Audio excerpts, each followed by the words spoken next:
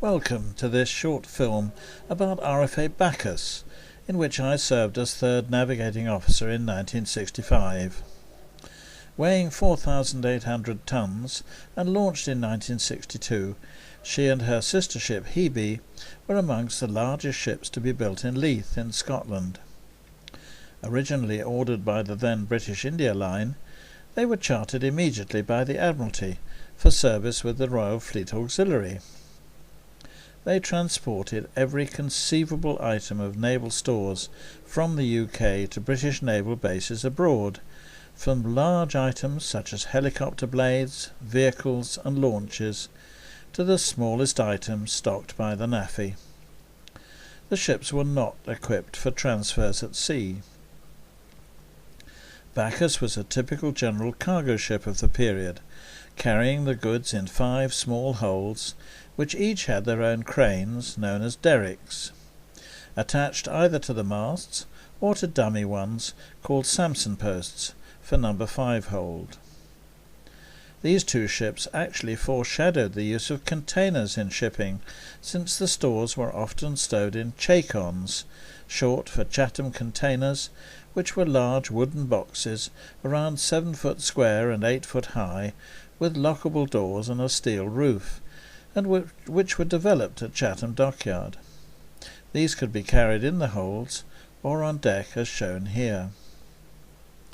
At that time the White Ensign of the Royal Navy still flew over the Mediterranean, with bases at Gibraltar and Malta, while east of Suez Canal the main bases at Aden, Singapore and Hong Kong were in full operation.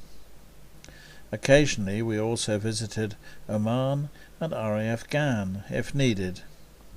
This film, however, will only take us to Gibraltar for a brief visit. The ship's crest, an arm emerging from the waves and holding a glass, naturally pays homage to our namesake Bacchus, the Roman god of wine. Now we're underway, we can take a brief look around the ship. Here is the view from the mainmast, looking forward over the first 3 holds towards the forecastle head at the bows where the anchors are stowed, with the foremast immediately ahead. From the same viewpoint, looking backwards, we can see the Samson posts of number 5 hold, together with the accommodation area, which also houses the navigation bridge and engine room. With a peaceful and calm sea, we can go forward to the forecastle to get a nice view looking aft towards the stern.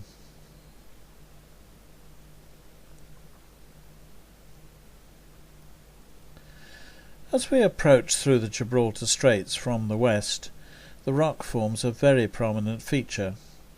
The harbour and town lie mainly on the western side, but the rock is honeycombed with tunnels, a legacy from its military history, and many of these tunnels are now open to the public access and are very interesting.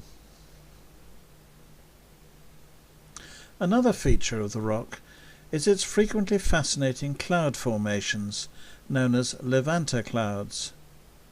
Winds around the rock can become quite violent, causing problems for aircraft, but in certain conditions a wind from the east, which is sometimes known as the Levant, will produce these strange effects. From above the town we can get a good view of the busy harbour, and here's Bacchus safely secured to the jetty.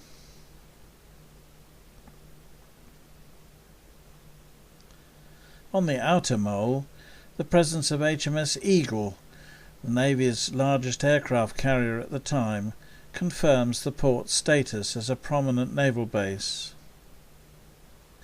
The northern edge of the harbour is formed by the runway for the airport, sticking out into the bay to the west.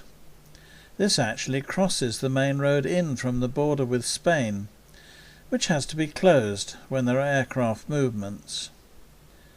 As I mentioned before, the nature of the rock generally restricts building to its western side, and the walls of the old Moorish fortress vividly show the difficulties that had to be overcome. As we scan the steep slopes, we can actually see wisps of a Levanter cloud trailing up and over the crest, as this inset picture shows. The eastern face used to be dominated by this huge concrete water catchment area, which has now been removed, with the site returning to nature. The difficulties of building here are obvious, although this hotel was very popular at the time. Nowadays this road, skirting the eastern shoreline, has seen a lot of building development for the tourist industry. With our brief visit completed, we'll now head back out to sea to end our film. In this clip we can see one of the big drawbacks of both Bacchus and Hebe. They were really designed and built for coastal trading, so out in the open ocean they could react somewhat violently to adverse weather, although, believe it or not, this would be considered only a moderate sea. Well, I hope you've enjoyed this little film, and thank you very much for watching.